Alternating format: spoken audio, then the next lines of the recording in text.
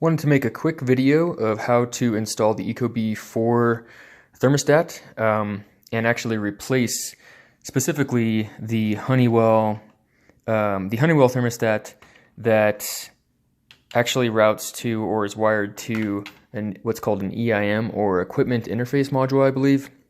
There's more steps than just directly connecting it, wire to wire at the thermostat. You actually have to bypass the EIM, and there was no videos online to show how to do that, so I kind of wanted to create one and hopefully help people out who also have the same issue.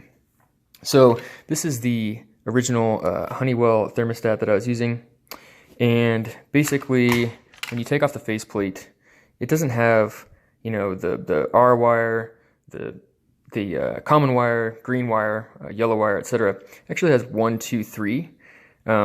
And so I did have 5 wires actually pulled to the thermostat. So I had a couple additional wires that were just doing nothing, but then had 1, 2, 3 hooked up here.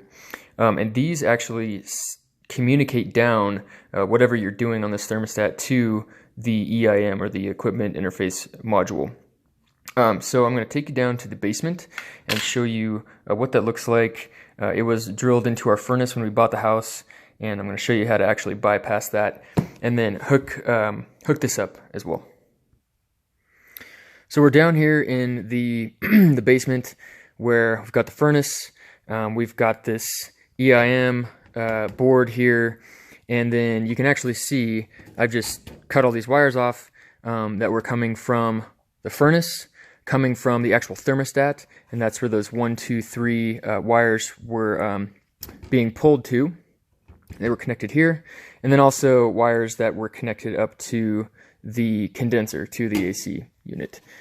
So basically all I did was I was trying to first figure out how to, I guess pull wires, pull additional wires from, that was, the thermostat, I guess.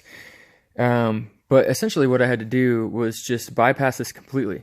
So what I did was completely snip all these wires, take this thing out of the picture entirely, and then rewire the 5 wires I had running to the thermostat, which I have kind of hooked up here, the AC or the condenser wires as well, and then the furnace wires going into the furnace. So again, how it was originally configured was coming from my thermostat, the Honeywell thermostat. I had the 1, 2, 3 wires connected to this EIM interface. Then we had 2 wires connected to this C port here, which is just the command wire. One was going to the furnace, the other was going up to the condenser, and then this R wire was actually running into the furnace as well. And then I had one other white wire, if you can see this here, W, essentially that's W1, running to the condenser. And then I think I had a green wire, maybe yellow wire also running to the furnace. But what I did was basically take these 3 wires here and connect them all down into the furnace.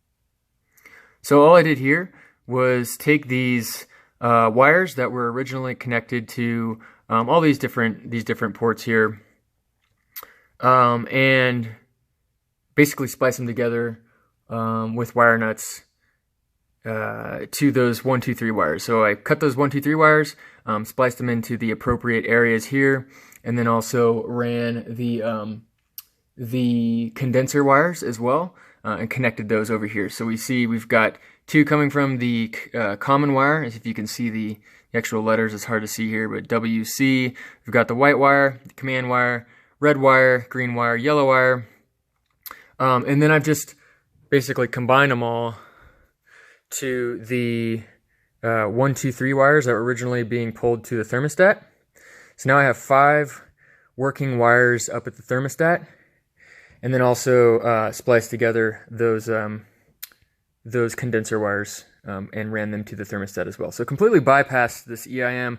I'm not sure exactly why they have this at all. Maybe just to kind of include some additional things like, outside or inside sensors or you know, for humidifiers, things like that. So you can I guess use this board in a variety of ways. But when you just want to connect your new Ecobee4 or Ecobee whatever or Nest up to the thermostat, and you only have 1, 2, 3 wires, basically you just have to bypass that board completely, route those wires that are being pulled to the thermostat directly to the furnace, and then you're good to go. So that was it. Of course, shut off your furnace before making these adjustments to any of the wiring, to the condenser, to the furnace, to the thermostat, etc. And then actually installing the Ecobee4 was the easiest part of this entire process. Should have been this easy at the beginning, but once you do have this thing set up, you can schedule things, you can, you know, add any additional sensors. I have a couple, one on the main floor, one in our bedroom, to really get the best overall temperature in the entire house. And also it has Alexa with it, which is pretty cool. So we can say, Alexa, play Toto, Africa. Shuffling songs by Toto.